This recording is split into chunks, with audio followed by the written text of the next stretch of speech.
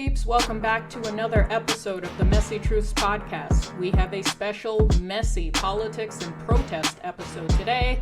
This is Mar. I am recording live and direct from Montreal. Yo, yo, yo, it's the middle child. Always reporting from the well, not always, but today reporting from the lands of the Kanakahages. Very happy to get into this episode right up my alley, down my street. And we're gonna go down south where they are not shy to protest either. True that. This is Azar recording from New York City, and this is such a relevant topic for me right now. So I'm really glad we're doing this. But of course, I'm gonna let our activist sister, our awarded, highly reclaimed activist sister, take the lead on this episode and give us a little bit of background as to what exactly is a revolution. So set it off, Nish. Shout out to everybody who is Sikh or Hindu. Happy Diwali to you. And actually, it's totally on the line with today's show because Diwali is about victory over evil, like, bringing the light to the darkness. And I think it's totally in line with today. So unfortunately for you listeners, when you know it's me talking, is some serious shit. And today we're going to talk about revolutions. Now, there have been many revolutions. Revolutions essentially means to turn things around. That's essentially like the quintessential etymological definition of a revolution, right? It's to turn things around. And we've had many revolutions over the years. Revolutions are neither good or bad, they are. And a lot of times they can be against regimes. A lot of people think of revolutions in terms of government revolutions, but there have been a lot of types of revolutions and re-revolutions, meaning like things that have been revolutionized going back. And we've seen that happen as well. But to kick off, we're going to start with all revolutions are relevant, by the way. Everybody has their sides of the story. There's never a black and white in a revolution. It can divide people, it can unify people, it can make changes. And sometimes the changes are not great, and sometimes they're fantastic. That's just what it is. Everybody is a revolutionary in their own way. I should preface by saying that. You're not me in the streets. That's okay. I know our sister Oz here made a post. I was so proud to see the post. I was like, look at Oz out there turning shit around, being a revolutionary. Some people put their revolutionary shoes down at the moment. Not everybody picks up the cause for everything. Fun fact, people can only really engage with 3 things at the time. That's our empathy levels. It's usually 3 things. Really? That's interesting. And yeah, it's an empathy thing. That's how the media plays on us. So this is important. No, sorry, it's no longer important to you. Move on to the next. But yeah, our compassion levels can do it with 3 major things. But we'll get more into that fun stuff. Actually, maybe not fun, but just, neurological stuff. But I want to start with something that's close to home for our sister, which is Iran. And just a note for everybody on the show that Oz's, mine, Mars, our expressions are our own, our opinions are our own. We certainly do not represent everybody's opinions on any of these revolutionary events, but they are our own. And so they're motherfucking ours. So too bad. But you can always put your comments in there. Take it or leave it. You're more than welcome to leave it, but I'm taking it. So I'm going to let Oz express hers on the first revolution that's currently happened. Not the first one to happen in this country, but definitely one that I think social media is helping catch a fire. Probably not the right language given what's going on, but definitely that is trailing and making the news. Not enough, but no revolution makes the news enough. But take us to the Middle East, to Iran. What's going on, Oz? So I think this needs a little bit of a backstory because this revolution, kind of directly follows 43 years later a prior revolution that happened in Iran. So you guys may have heard already, the hashtag Mahsa Amini is going around, which in itself is so layered. But Mahsa Amini, which is her Iranian name, her actual name is Jina Amini, which is kind of shows you the problematic situation to begin with. She is Kurdish Iranian, and the current Islamic Republic did not even accept her Kurdish name. So the reason why you're seeing Mahsa Amini is that was her Islamic Republic given name. But her name is actually Jina Amini, and she was, like many Iranians, forced to wear the hijab, like all Iranian women, forced to wear the hijab. And she was stopped by a, group of the part of the regime that are called the morality police. Just so you know, I used to refer to them as the Kumite when I was in Iran. So that's what we used to refer to them as. And I know exactly what they look like, exactly who they are. And I have, considering I did not live in Iran for very many years, I have come across them, and I am traumatized by what they've done to me, my family members. So anybody who is from Iran has definitely had some encounters with these folks. They basically can arrest you wherever you are if you're not wearing a proper hijab, if you're listening to music, if you are in a room with people of the opposite sex and that you don't have a marriage certificate with them. They basically are the enforcers of the rules of the Islamic Republic. Now, notice I did not say they are enforcers of Islam. These two Very, things very are different. very, very different. And I know that this is very complex, that this whole situation is, it can be tough for outsiders to criticize a regime that has the Islamic title attached to it. But, it's becoming more and more outspoken, even by religious leaders in Iran, that this is not Islam, right?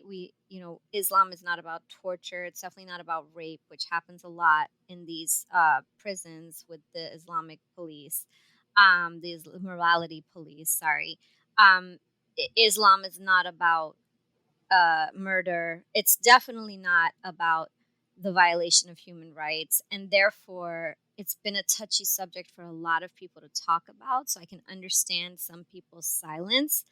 However, just to shed some light on the situation, back to Mahsa Amini, Jina Amini. She was visiting Tehran, I believe, and she was. They said that she was not wearing her hijab properly, so they took her in custody with several other women, and they basically take you to a class where they teach you how to properly wear the hijab. And by the way, they could do whatever they want. They could arrest you. They could put you in jail for 2 weeks. They could take you to a class. They literally have all the rights and you have none. And there are visuals and pictures of these truckloads of women being taken from the streets. And it's just a form of control, right? It's just a form of mass control and fear, in order to keep control over a really large population because, they're definitely outnumbered, but they have way more power than the regular citizens of Iran. They take her in. The story is that she had some sort of cardiac arrest, that she had some pre existing medical issues. There's video footage of her collapsing, but there's also somebody with her the whole time who's a reporter who took a picture of her in a coma in the hospital and basically said that she was beaten. It happens all the time. Nobody's surprised. This came to light in the most amazing way because, again, since this happens all the time, the narrative that's pushed is that these people got hurt, or again, they have some pre-existing conditions, or they committed suicide, or they got hit by a car. And it's the fear that has the Iranian population not speaking up because they're ruthless. They will then harm your family members and maybe take more of your children. This time it came out. It came out because the picture was publicized. It came out because Mahsa's father refused to say that she had pre-existing conditions. And this was the last straw, right? This was the straw that broke the camel's back. The people got sick and tired of it and have been revolting since September of this year, and it has not stopped. So it's October 24th. There are daily protests in Iran. Since then, hundreds of people have been killed. Thousands of people have been arrested and put into these jails. Um, Thousands of people have been abducted, whether you're protesting or not. If you've made commentary and they can identify you from your social media posts, they've been abducted, they've been taken. Personalities, influencers, if you will, artists, poets, students have been attacked in their schools and taken. Like, really, this is just the regime versus the people. And that is what's currently happening in Iran. It's unfortunate that there hasn't been so much media representation of it, at least Western media. I'm not sure why that is. I'm not into conspiracy theories or anything like that, but I understand the focus, at least for the United States, is the war that's happening in Ukraine right now. It's very much the highlight of conversation when it comes to global, news. And the Iranian protests, even though it's garnering so much attention all around the world, there have been global protests. Just as recent as Berlin a few days ago had 100,000 people from the Iranian diaspora come out in support of the protests that are happening in Iran. There is footage right now of people who are just, protesting in a calm way on the streets, being shot and killed just for being out there. There's footage of women who are not wearing their hijab being attacked, assaulted, physically assaulted by multiple men at the same time, morality police, and, on the streets, powerless. It's all happening and it's not stopping. And, Nesha, you mentioned that some revolutions bring change. I feel like this revolution is very different from the 1979 revolution, which I will get into, because it's just civil unrest, and regardless of the brutality that they're being faced with, they're not stopping. There was a post that I saw online where a young woman was saying, my parents are telling me, why are you risking your life and protesting on the streets? And she said, for freedom, because without freedom, we're not alive anyway. And that is the sentiment across the country. So just to kind of backtrack and set in position why the Islamic Republic is in power today, this all started in 1979. Prior to 1979, Iran was a monarchy. It was run by the Shah. And the Shah at the time had brought in a lot of westernized cultural appropriation, if you will.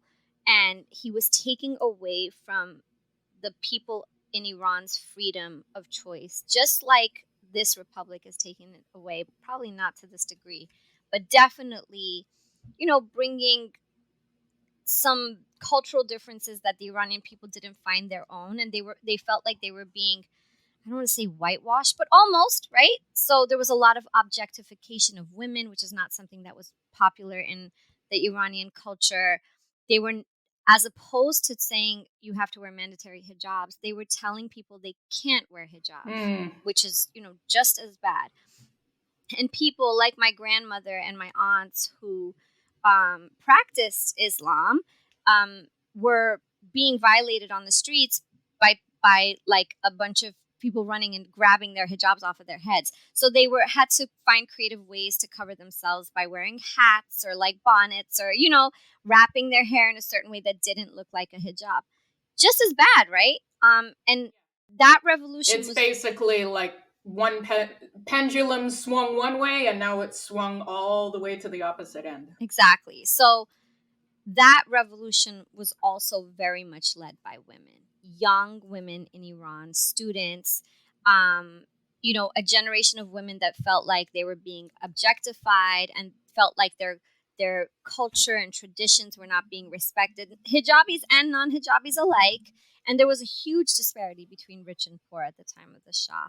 And so the economics, the influence of the West, everything really kind of set fire to that revolution. But with that revolution, there was support from the US government.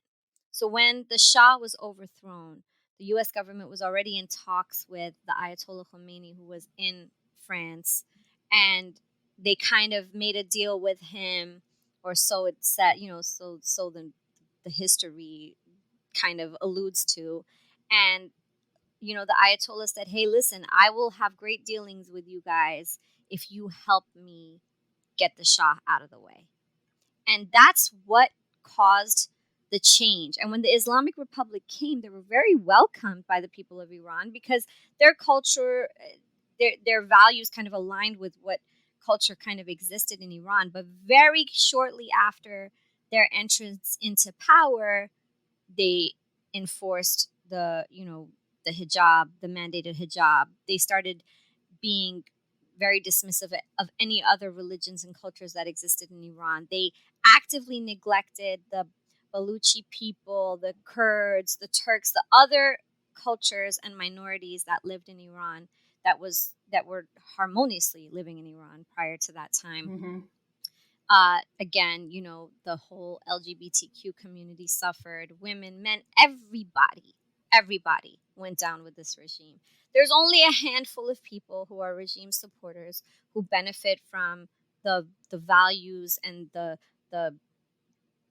riches of the country, I should say. So oil money, anything that exists that is of value in Iran is not available to the Iranian people. It is available to a select few, a An handful, elite representation of the right? population. Yeah. And it's just they're money hungry, power hungry people who have taken advantage of the situation for way too long. And that's we're here today where this revolution was also really pushed forward by the young Iranian women, the students, people who've had enough. I mean, now they have access to see what the world looks like, right? Through social media, through the internet. And that's one of the first things that they take away once the revolution started, once the kids started protesting. And this happened back in 2019 as well, 2018, I believe there was an economic protest from the youth of Iran, and that went nowhere. So I feel like this is different because people are sacrificing themselves and they don't care anymore. What else do you have to lose? If your human rights are being violated and your freedom is taken away from you, you're watching your brothers and sisters being slaughtered on the streets, and you're being threatened to tell people that you've lost your child to suicide versus bullet holes, from the freaking police during a protest. What else do you have to lose? So yeah, that's where I we're remember at today. seeing I remember seeing an Iranian actress on television on the news who was interviewed, and the reporter had asked her, how is this different compared to all the other revolutions, and what exactly is it that is driving everyone to do it, even though you know what the severe consequences can be.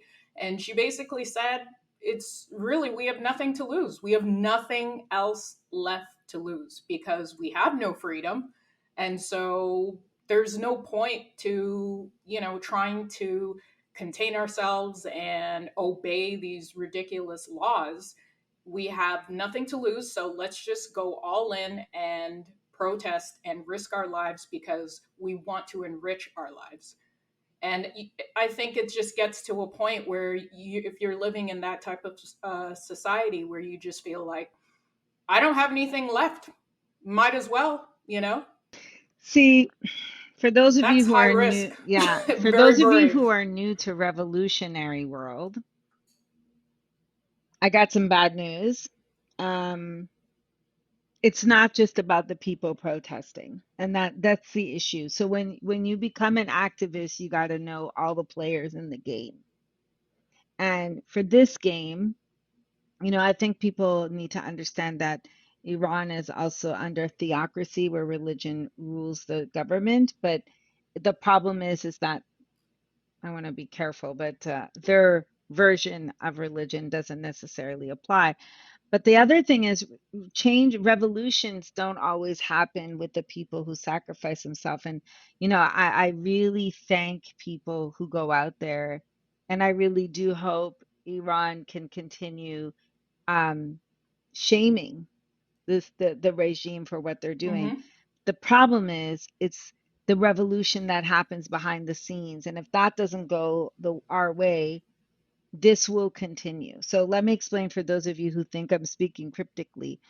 If governments continue to do business with Iran, including the United States, then they will have no incentive to change because they're not cut off politically, they're not cut off economically. And that's one thing that's really frustrating for some people who are putting their life on the line because Mm-hmm. people will continue to benefit while other people will die and cry in the streets. And that's just real talk in a revolution. I'll bring up a revolution where we've seen how economics had to change things. When we talk about apartheid in South Africa, people knew this was systematically wrong. I mean, there are probably some people floating around the world who wish it would still happen and wish that there was still a separation of Africans from their homelands and putting them in places that, a small group of people moving Mm-hmm. into South Africa and dominating. But that apartheid, after years of banging people's head, after the killing of Steve Biko and people going to the street and literally sacrificing themselves. It wasn't until we saw global economic sanctions, including Canada, that finally was like, oh yeah, maybe apartheid is wrong. You know shit, Sherlock.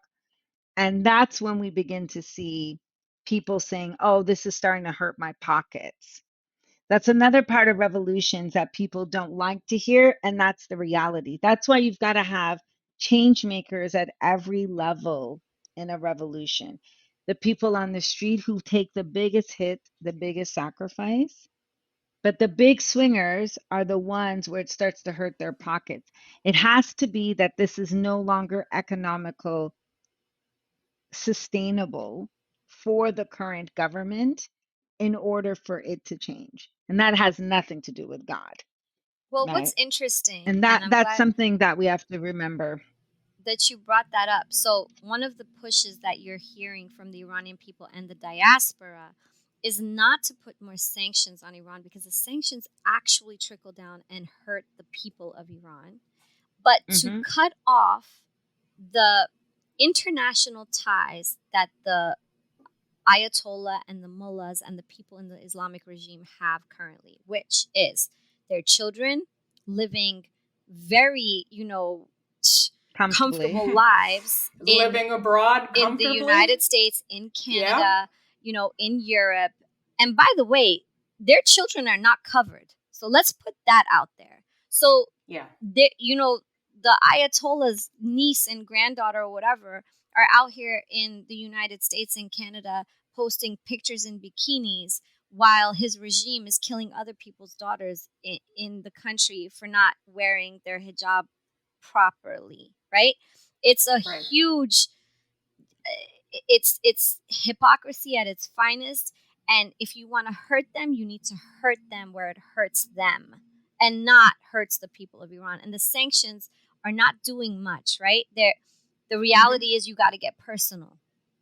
And because the West has interfered in the past and not really done what's beneficial for the people of the country, but what's beneficial to themselves, the pressure now is, let the Iranian people deal internally with, the country. So the external, hands and getting muddled into it has to be very limited to cutting these guys off. That's it. Yeah. Cut them But off. it has to go where they hurt. And recently, when I was at the UN, Iran was there and there was not even acknowledgement of what was happening. So this is something that has to be looked at from a governmental perspective because we've seen, unfortunately, revolutions, a lot of people die and a lot of changes don't Mm-hmm. always happen. So that's one of the things people need to realize on today's show, that you gotta you gotta stay the course and you always gotta be the one who is like pushing it when no one else is pushing it. because I'll tell you something, in a couple cycles, news cycles, this will disappear, but it's not disappearing from their reality in Iran. Right. Something we also, I wouldn't say it's a revolution, but it's definitely an aggression, is that we see in Russia and Ukraine, right? Where, Mm-hmm. this was like, oh my God, how could this be happening? Why did Russia wake up one day and say, oh, this is for us? But now you don't see it in the news cycle anymore, right? And so part of being a revolutionary is doing the work when no one else is watching you do the work, or, when the work is just really hard to continue. And so there's many examples. And if you go to good old Quebec, Oh which is God. like filled with, I mean, we had our own revolution against, the Catholic Church in the 1960s, called the Quiet Revolution. And the only reason it's called quiet, because there weren't deaths, there was only one kidnapping, but that's the reason why they call it the Quiet Revolution. Well, there were like few deaths. There wasn't a Yeah, whole lot but it of wasn't deaths. a lot of There were bloodshed. few, It but it wasn't wasn't like a like, massacre or anything like no. that. Yeah. But some of the revolutions that I would say are continuing to happen in Quebec, for example, is the constant microaggression, micromanaging, and the reduction of Anglos, right? And so this constant definition of like what's a historical Anglo, or Oh my God. the current laws that are put in place. And actually it's a very interesting time, because for Quebec, they feel like, historically, they feel like they've been in revolution since the 18th century against the English. And It, that, I think it's really important to point out a little bit of background history on that with regard to Quebec. So, for those people who do not live here in Canada or are not familiar with Quebec history, you should know that the Francophone community in Quebec, they were oppressed. They were treated pretty poorly by the English side of the population of the province. And we're talking like job discrimination, all kinds of discrimination. Poverty was really pretty rampant among them. They were denied jobs, they were denied the right to speak their own language at work. And so, that's what led to the Quiet Revolution. They had politicians who stood up, said enough was enough. A lot of this influence in the community was being ruled by the Catholic Church. And people eventually got fed up and decided, hey, you guys are making more progress than us, and we don't think that's equal. And so they rose up and said enough was enough. And they actually, yes, there was the Quiet Revolution where it did get violent, and the federal government, it got so violent that the federal government actually sent in the army to kind of control things. And so, following that period, you saw a lot of francophone politicians who came into power and decided this is never going to happen again. But the problem is that, like in other revolutions, yeah, the pendulum once again has swung to swung. the opposite, and the over the last like several decades, the governments who have ruled Quebec have been kind of bowing down to the francophones in what we call les régions, the regions outside of like cosmopolitan cities like Montreal. And so decisions are being made by the people who live in those parts of the province, and it's kind of unfortunate because their representation in terms of voting is much larger than that of Montreal, even though the majority of the population lives here in this city. And unfortunately, decisions are being made in the rural parts of Quebec for the cosmopolitan parts of Quebec.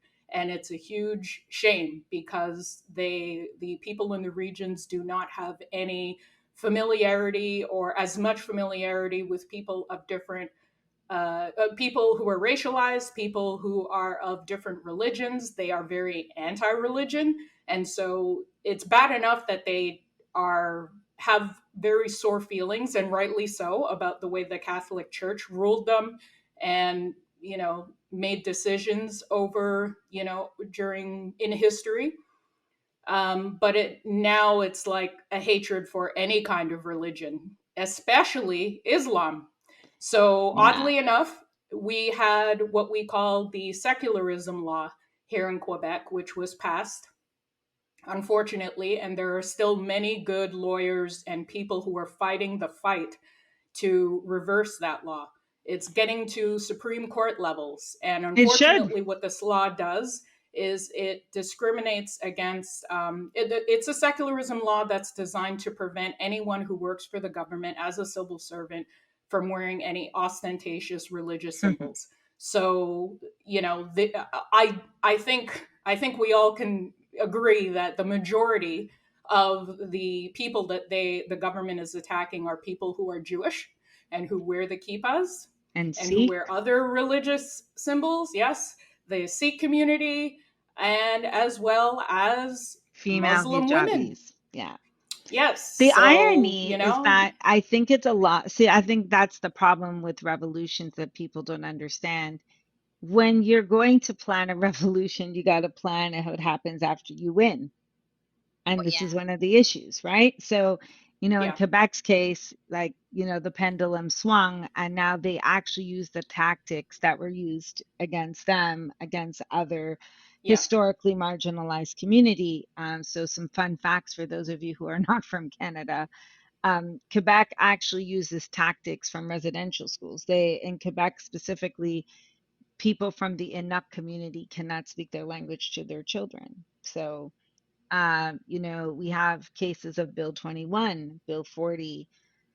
We can go on and on. We have Bill 2, which is where Quebec now is forcing you to put your biological and gender assignment on your birth certificate.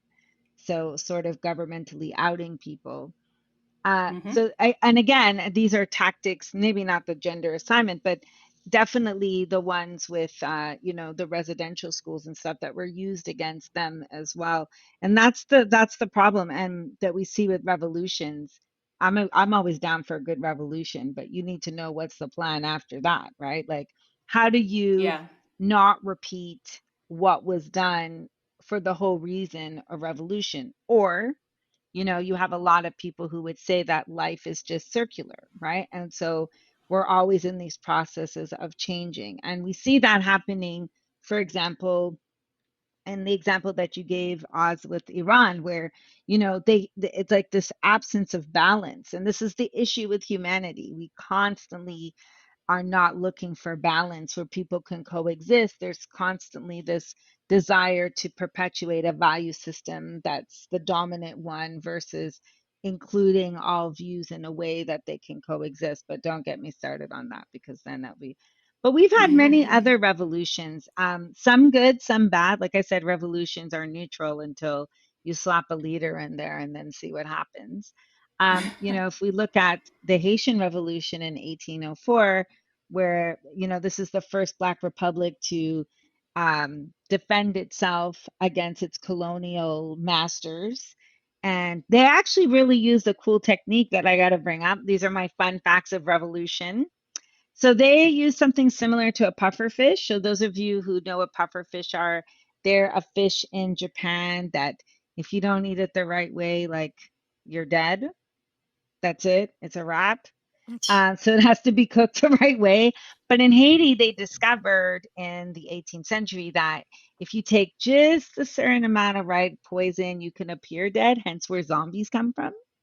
And they took mm. it, and they thought, the colonial masters thought they were dead. And those folks just rose up and kicked their ass. So Nice. I'm with it. But now this is going back to revolution. Like, what's next is Haiti is one of those countries that have been systematically punished since 1804 for its Yeah. revolutionary ways. And this is really interesting because revolution is always connected to power and colonialism, right? Any countries that are in Africa that were under the French, their form of revolution has been to keep the master happy, for lack of better term, and they've actually prospered in Africa. So if you go to Senegal or other places, they've done quite better and they've been recorded. But in order for you to do better, you have to keep all your money in France.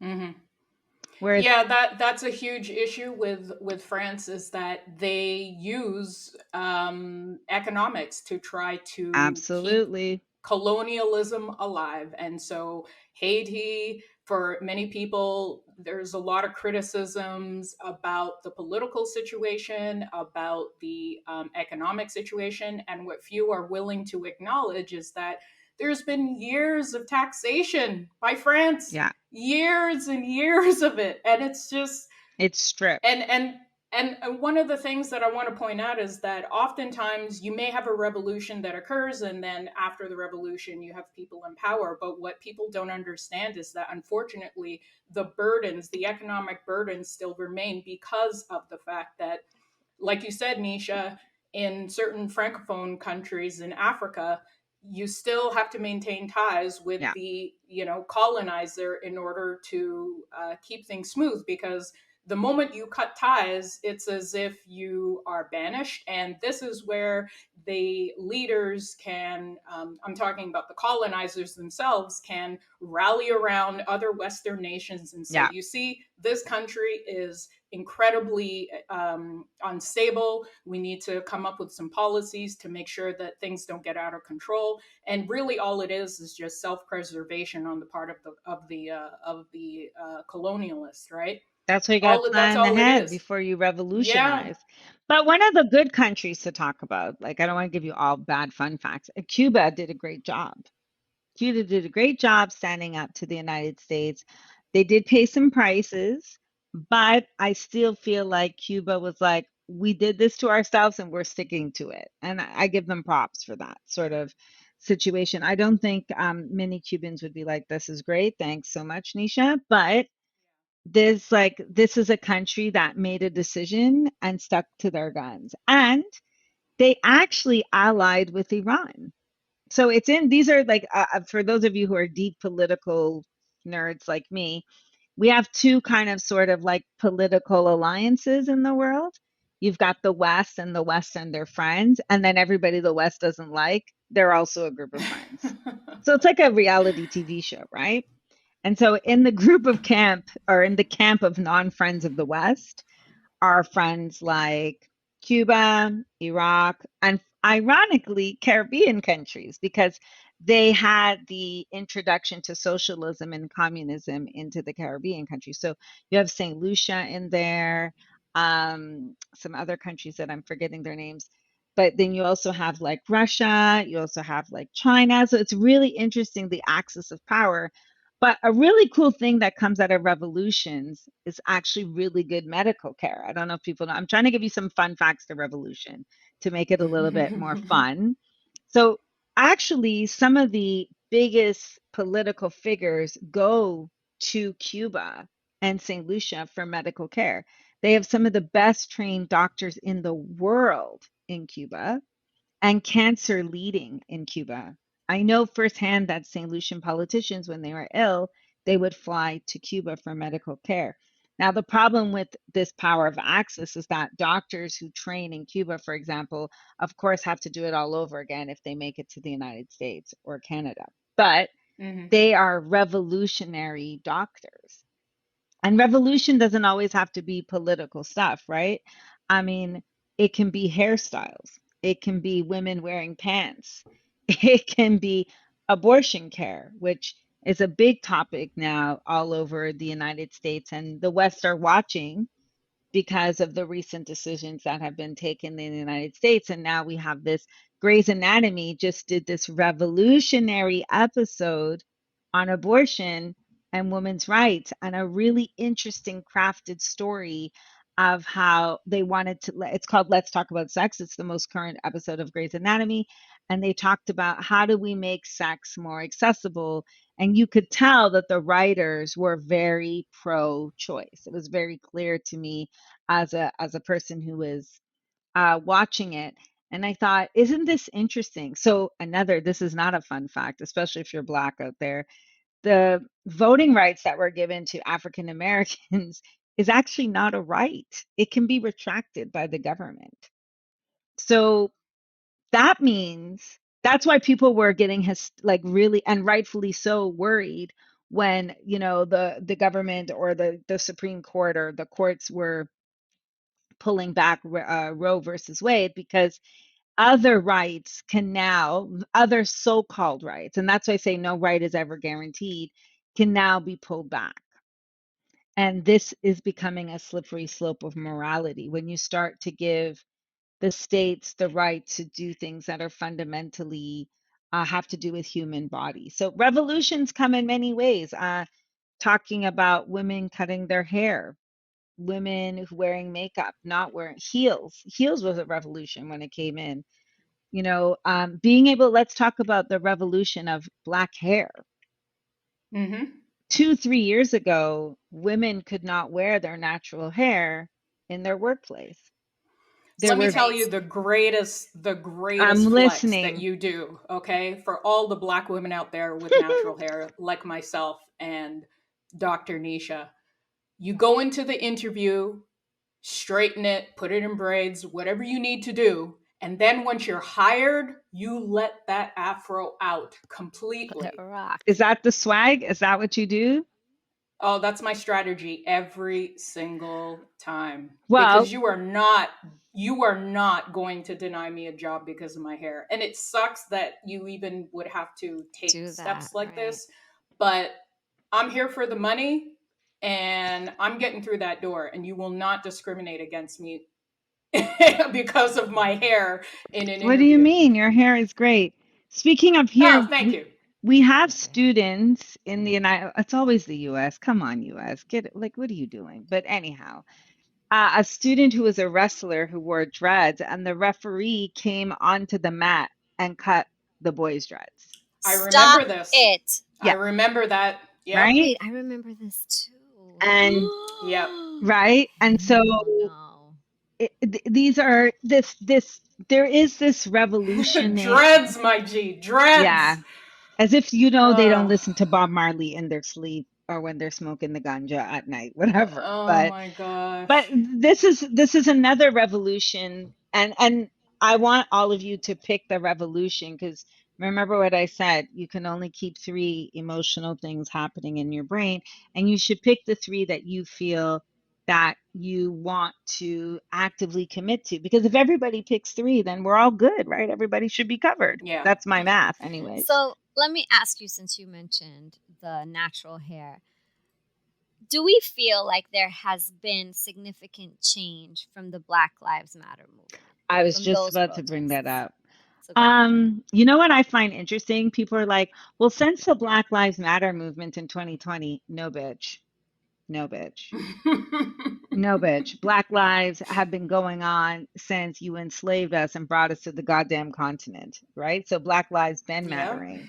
And the only reason, and it's very, very emotional and personal for me, that people are like, oh my God, yeah, maybe Black lives do matter, is that sacrifice that Mr. George Floyd did when he was murdered Yeah. publicly during the pandemic, because now everybody had nothing to do and this shit came on TV. Psychology tells us that people who are in the same group don't like when other people shame them. So it's like the three of us going out, people all knowing that we're part of Messy Truth. And then I decide to vomit all over a venue. And people be like, nah, man, that niche girl, like, she's part of Messy Truth. People don't like that psychologically. They don't like to feel shamed.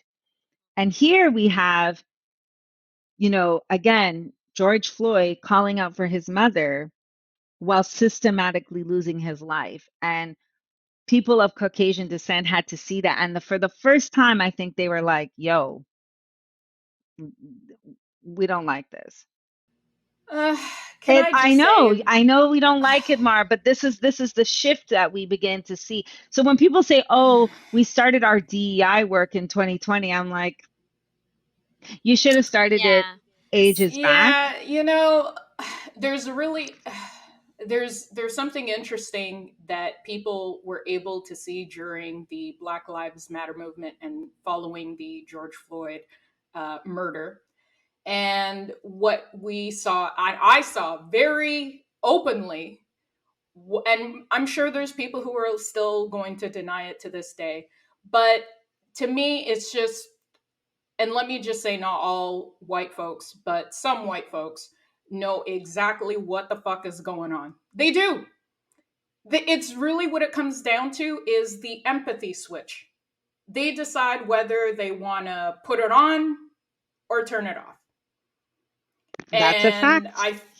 I feel like there was just this like proclamation of, oh, we didn't know, bitch, you knew. You knew exactly you knew exactly what was going on, and you know exactly what has been going on. And let me just say that one of the things that irked me the most during the movement was, let's take it to like a whole celebrity point of view right now. Lady Gaga, when she tweets out and says, "Oh, my heart is broken. Tell me, like, what is it that we need to do?"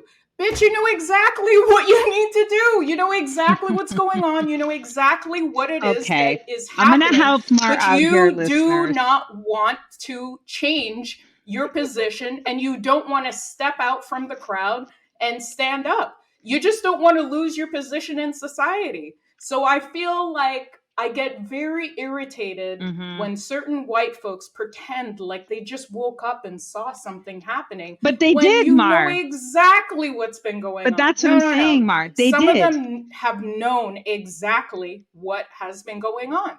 They've just chosen to pull the covers over their head and pretend like nothing has been happening.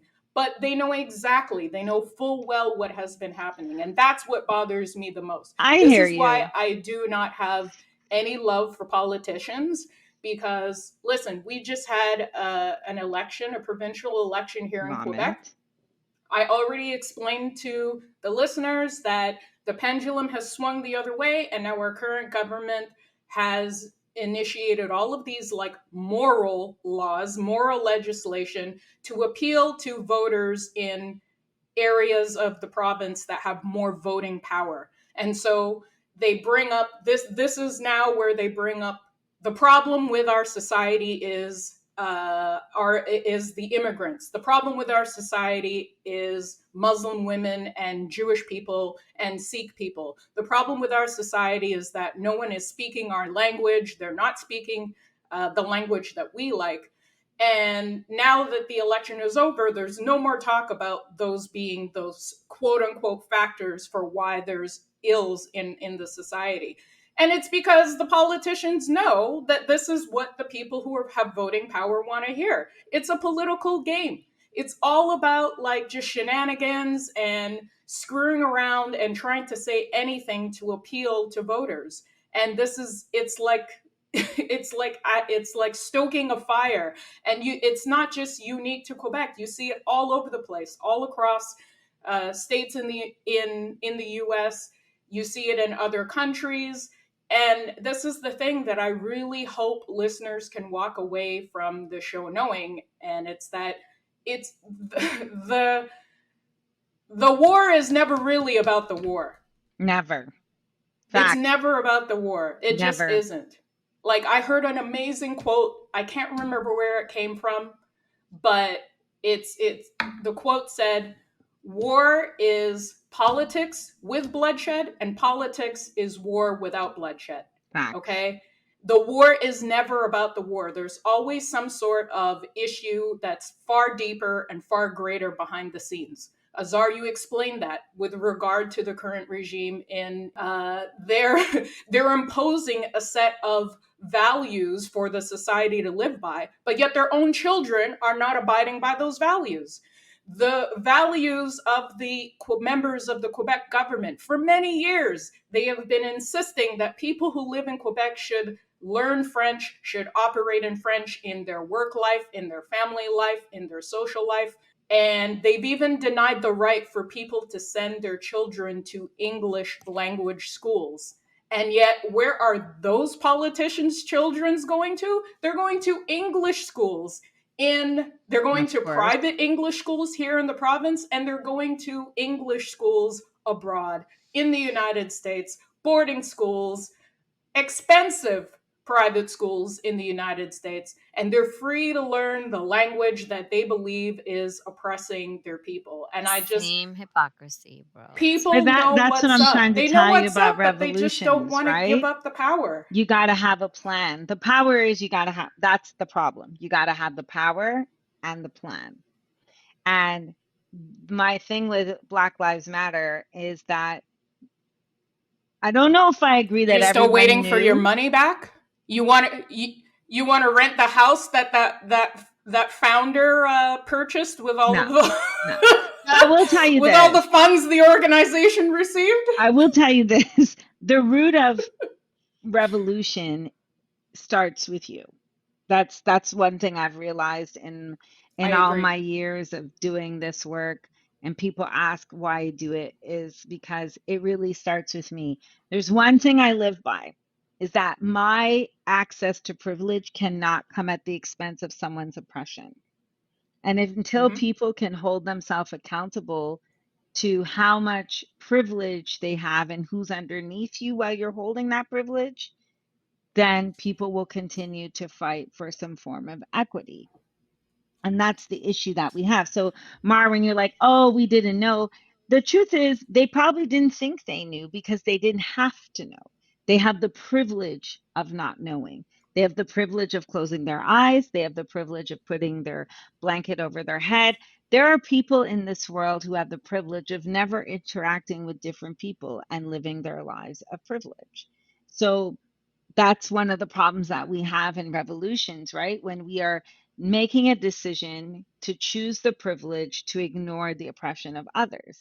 So Yes. that's why we do the work, right? So, whether it's doing this show, to me, this show is an active revolution because we talk about things that are messy, that people are like, yeah, I didn't really want to talk about that. But, I said it. We're good. Mar said, someone else said it.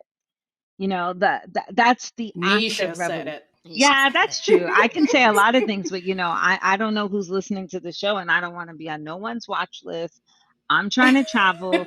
And that's one of the limitations of being an activist, right? You got to Yeah, know what you want to say, who you want to say, and who's listening. That's just facts. That's just yeah. facts.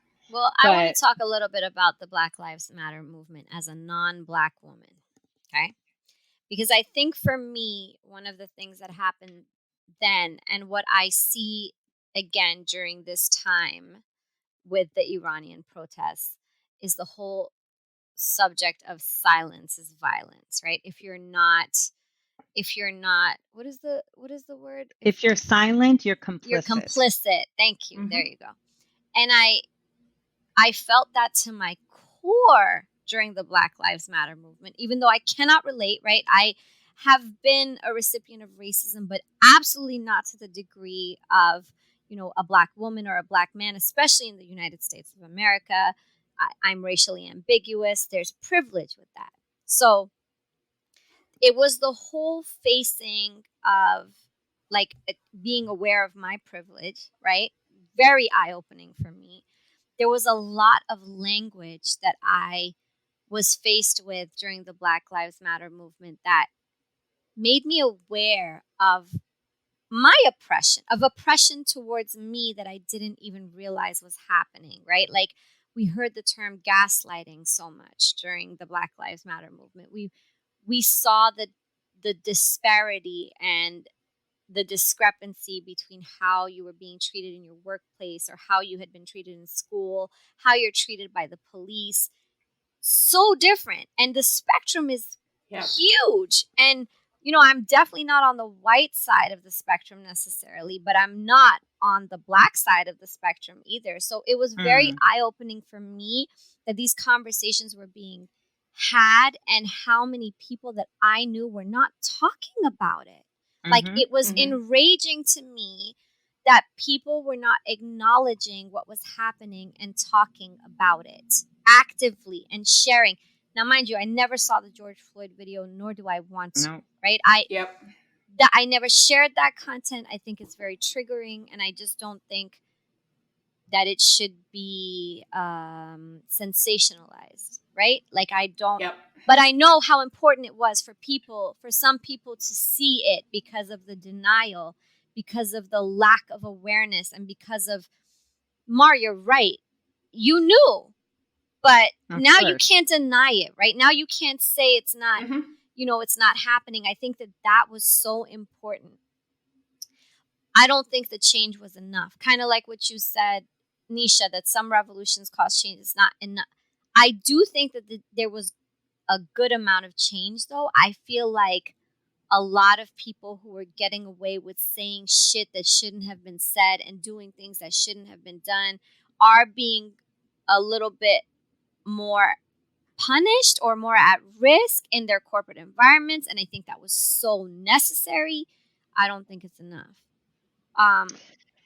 But I Yeah. tell you, this revolution that's happening in Iran, this conversation that's happening around it is very reminiscent for me, right? Mm. In a different way, right? Like, Mm-hmm.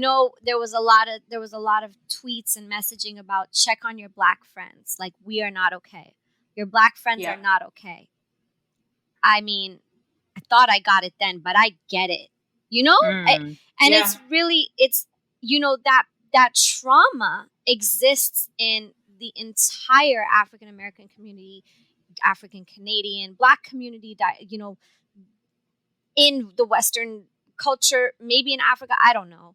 But I know that trauma is real and it's generational and it's so hard to like live with once it's come up again, and Mm-hmm. it's experiencing it through this revolution today that brought that back for me.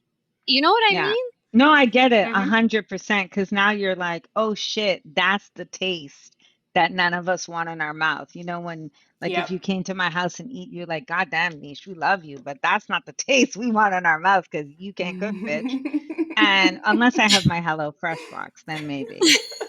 But the thing is, I think I don't want people to feel guilty for picking up their cause. Just know that every cause is connected, right? Another Mm-hmm. fun fact, the differences in human is point 0.8. So point 0.8 is what makes us different, right? Whether it's our skin tone, our hair, whatever. That other 99.2, that's all us.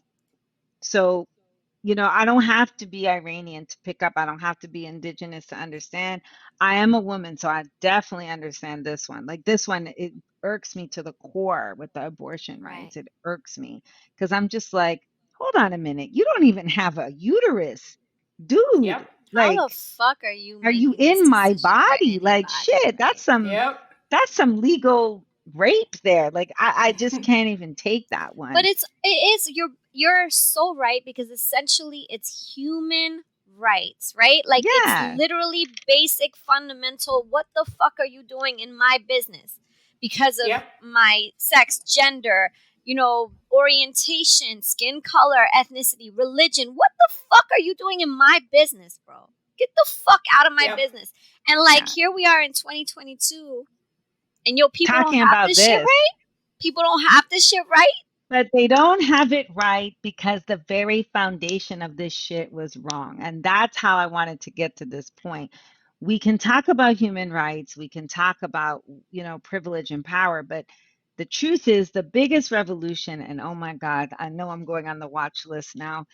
The biggest, now for real, the biggest revolution that we've got going on right now, the number one revolution we have is to usher out this current system of oppression. And I'm Yes. just going to say it what it Yeah. is. This current, and I don't even call it white supremacy because to me, it's whoever benefits from its supremacy. Right. This beneficial privilege system. So for those of you know, I can now reveal that I am an abolitionist activist. So for people who don't know what that means, an abolitionist activist, please read Miriam Kaba. She's amazing. But it's hard to read her books because she talks about prison reform and how we need to get rid of the prison system and so forth. But an abolitionist activist is someone who understands that you have to tear down this system with a plan to rebuild. You're literally a life doula. That's literally what I dedicate my life to, is being a life and death doula. Like ushering out this bullshit. This shit is on life support. Let it go. Let it I'm go. sorry, let it go. People will put their animals down. People believe in euthanasia. Let this system go. This system has done nothing but bring about systematic pain to people. It's like it's a bad fucking relationship. We've talked It about needs a relationship hard on this reset. show. A hard Hard reset. reset. Like, man, we've dated like the poor people from the LGBTQA plus community and the indigenous community, the Armenians, the Iranians, like, what the fuck? This is done. It's on life support. I know some of you will have a hard time letting it go. Sorry, boo. It's time. Yeah, but you Call know, it's it. exactly what you said. It's the people who are benefiting from it that are Hold forcing it, on. Hard. just hanging on. And the people who are benefiting from it and don't acknowledge that they're benefiting from it are the ones that really fuck with me the most, right? Yeah. Like, Mm-hmm. Let that it whole go. check your privilege shit is so motherfucking real. Like, Yeah. for humanity, put your personal shit aside for the better good of an entire fucking People. human race and population. Like, how hard is that? And honestly, if you're not That's the willing to do revolution that, of the yo, day. you gotta go too. You gotta go, bro. Like, Yeah. the Get on us. Darwinism theory, like, at this point, I kind of want to make it a little bit more personal. Like, maybe we should just get rid of all these fucking people so that That's everybody some else. Thanos Marvel shit. That's some Marvel's. Just to let you know, listener, she's got her glove on. She's got all the Human stones selection. ready. I know. That's the Sorry. real. No, that's the real revolution that we're facing, right? That revolution of self. Like, are you willing to be a person who commits themselves to planning forward? Because it's got to go, but you got to know what you want to usher in, and committed to letting people know, like, yo, it's got to go. But Because there's an easier Mhm. if way. we continue maintaining, Do you guys have lantern flies in Canada? Have they I don't crossed the even know what they border? are. If they're So a bug, they die. it's a bug. Oh So there's a, yes, we do. We're and have told you to been, take a picture and then kill them. take a picture, right? And stomp on site. This is what I feel about these people. Oh, Stomp yeah, the yeah. fuck out on That's not site. me, government. Stomp them That's not out. me. Anyway, Nesha, if you're on a watch list, my sister, I will be on the watch list with you. I've I'm been on going the down list. with Why you. did listen? True story, listeners. I've been on a list. Me Okay, too. I've I've been been on on a a list list. since 9/11. Me too, That's baby. why my Before 9/11. ass. That's what Before I'm saying. 9/11. That's why my ass got a nexus. Take my biometrics and fuck off. Because every time I travel, they're like, "Oh, we are subject to random my ass." It's not random that you Yeah. want to search me. Man, Nah. like, fuck off. So now I just say, yo, there's my nexus. I'm vetted. Go away. Leave me alone. Can It's I just crazy. say that I don't want to give the impression that everybody has to be like out there in the streets No, or online no. posting things. I am not a big believer that if you don't post something on social media that you are an enemy. I don't live by that social media rule. I think it's stupid. Is You could there a support rule? breast cancer, and just because you don't wear the pink ribbon, you're not in support of finding a cure for breast cancer. So, We if don't want you are not, performative shit. Right. yeah, definitely don't think that just because you participated in Blackout Tuesday that is a sign that you support a cause. Like, Right. I feel like social media is not the way that I'm judging on whether someone Mm, is an ally, because it's the worst actually for me it's the worst form of presentation to show that you're an ally. Like, I don't believe it. I just don't believe it. There's so much crap that goes on online that I don't really care. So what I want to see is, do you give your friends a phone call? Are you calling me when you know that shit is happening? Are you sending me a text message and saying, "Girl, I don't understand what's going on, but I'm here if you I'm want to thinking talk, of if you you. want to rant, if you want to rave." Or even just seeing like, hey, can you recommend some books for me to read that will actually help me open my eyes about this situation?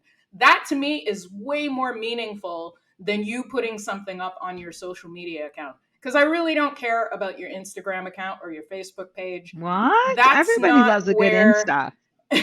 that's not where the change happens. The change happens, like you said, Nisha, in you as an individual. Very much so. So ask for book recommendations, have a conversation with me, call me up or send me a text message, and Yeah, just and do a don't read the check-in book every and now and cry. again. Like, yo, you read Right Fragility. Good for you, bro. I don't need to, like, nah. Like, I have to be real. I never want to see that book That's some again. like Please, Isn't I am that written so by racially a white? tired. fashion. Isn't that It written by a is, white but woman? no, That but there's shit's gotta actually go. some really good stuff. There's like, I forget their name. They're in Los Angeles. It's a white group, Allies, and they don't allow people in color in there because they recognize they exhaust us. I am all in I'm all support for of that. that. Do you, Y'all boo? created this problem. You take care Fix of it. it. You Fix talk to it. Yeah. your people. You fix Just it. But don't expect just to me to say, read that like, book. I if am you really not want to start interested. with a good book, like a really good book, man, go learn some history that's not yours. Start there. There you Yeah. go.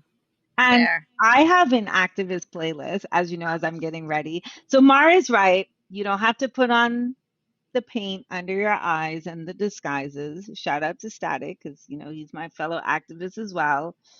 Um, but you can get a good hype list to get you ready when you are protesting in your mind or with your fingers or with your legs or with your mind, whatever you're doing. So some of the songs on Nisha's activist playlist are It's Gonna Be All Right, Kendrick Lamar. That's my Of shit. course. Of Fuck the course. Police by J Dilla and NWA. And NWA. These is my Amen, shit. sis. Amen. Mississippi Goddamn, Nina Simone. This is the shit like when people are crunking, like doing drive-bys. This is the shit I'm listening to when I'm doing activist buys. I'm like, This Is America, Mm-hmm. Strange Fruit, Exodus by Bob Marley. Who the Cap Fits, Bob Marley. Aye, aye, aye. Bob Marley was prophetizing, or yeah. Fight the Power, of course. Paper Planes, MIA. What are my other? I'm looking. Oh, and I always end with "Today is a Good Day" with Ice Cube. It's always Yes. the last song on the playlist. I Very love Because if that I revolutionary. song. come back And I after, didn't have to use my AK 47. right, I always end with this song because I'm like, protesting is real. For those of us who go out in the streets, there's a lot of undercover uniforms out there, and they're always, I shouldn't say always, but usually they're ones who are like fucking shit up where the rest of us are, you know? Mm-hmm. And there's always people out, and when people go to protest, they always bring their own issues and it can really mess things up. Yep. So Yep. anytime I make it back home, and it's not just going out to be an activist, right, in the streets, right? The boardroom can be a protest for me. Yes. The classroom can be a protest for me. Yep. Anything like that. And if I know I have to gear up, I'm always ending with today's gonna be, today was a good day because I'm back. Yeah. I'm blessed. God's had my back, and you know, I think like I said, the biggest revolution is the one where we decide, do we want to be a better human? Period. Right. Period. I That's the think biggest we will need to revolution. do an entire show on the subject of our top 10 activist songs. Yeah. Oh, And the that's songs There's too that just not were enough hard. time. and the songs that were created around, I mean, for me there are so many songs, Iranian songs specifically, that one that has just gone crazy viral, just this one artist in Iran who wrote for, for the sake of, that's the name of the song, for the people and for the kids and for the boy who, feels like a girl, and for the Afghani children. Like there's so many amazing, so much art, right, that is inspired, Yeah. and amazing art that comes from these kinds of uh life events. But Situations, yeah. I wanted to also say I agree with you, Mar, in terms of the performative, bullshit on social media. But with regards to the Iran situation, there's such a push for social media because Mm-hmm. the It's shut Western, down. the internet is shut down. They have no kind of visibility, and like Nisha said, the Yeah. revolution must be televised.